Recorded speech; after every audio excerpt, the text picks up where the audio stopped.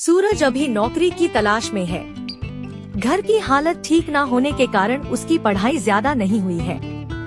पहले वो किसी कपड़े की दुकान में काम करता था, लेकिन दुकान घाटे में होने के कारण मालिक ने उसे नौकरी से निकाल दिया। अब छोटे शहर में उसके लिए कुछ काम ज्यादा है नहीं, तो वो थोड़ा निराश है। एक शाम घर वापस जाते वक्त उसे झाड़ियों में किताब दिखाई देती है। किताब को उठा कर देखता है। उसके कवर पर ही लिखा होता है, जो भी यह किताब खोलेगा, यह किताब चमत्कारी रूप से उसके जीवन को बदल देगी। सूरज को पहले तो यकीन नहीं होता है, लेकिन फिर भी वो उसे घर ले जाता है। घर पर ले जाकर वो किताब को खोल के पढ़ना शुरू करता है। किताब में लिखा होता है, आप गरीबी से परेशान हैं, अमीर बन सकते हैं, और उसे एक लॉटरी की टिकट का नंबर लिखा मिलता है। सूरज लॉटरी की टिकट लेने जाता है। थोड़ा ढूंढने के बाद उसे उस नंबर की टिकट मिल जाती है और उसकी 1 करोड़ की लॉटरी लग जाती है। किताब में जैसा लिखा होता है, सूरज वैसा ही करता है। किताब उसे एक बस लेने को कहती है, सूरज वैसा ही करता है। धीरे धीरे किताब की मदद से 1 साल में सूरज की 5 बसें चलने लगती है। सूरज अब करोड़पति बन चुका है।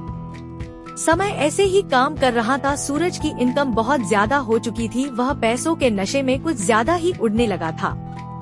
फिर एक दिन सूरज एक अहम नियम को तोड़ देता है। किताब की शर्त थी कि उसे रोज एक बार खोल के पढ़ा जाए। सूरज पैसों के नशे में एक दिन किताब खोलना भूल जाता है। फिर जब उसके अगले दिन सूरज किताब खोलता है, तो किताब की शर्त न मानने की वजह से किताब उसे दंड स्वरूप उसकी आधी दौलत दान करने को कहती है, वो भी 2 दिन के भीतर। सूरज को लालच आ जाता है।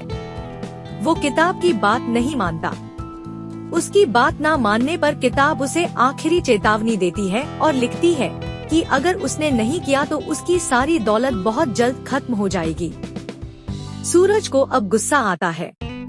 वो किताब को लेकर फिर जंगल में झाड़ियों में फेंक देता है और सोचता है कि अगर वो ठीक से काम करेगा तो ऐसा कुछ नहीं होगा। अगर यह किताब मेरे पास नहीं रहेगी तो मुझे इसका कोई भी दंड नहीं देना पड़ेगा, इसलिए मैं इस किताब को यहीं पर फेंक कर वापस अपने काम को ठीक से करूँगा। लेकिन सूरज जो सोचता है ऐसा कुछ नहीं होता।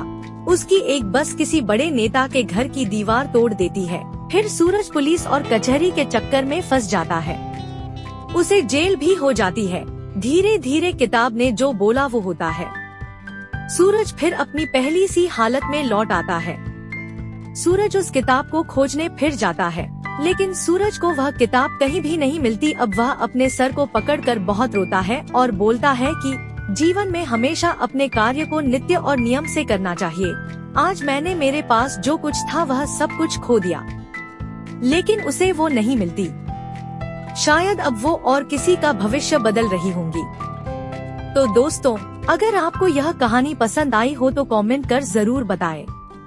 यहाँ आपको ऐसे ही मजेदार कहानियाँ पढ़ने को मिलेगी। हमें विजिट करना ना भूलें।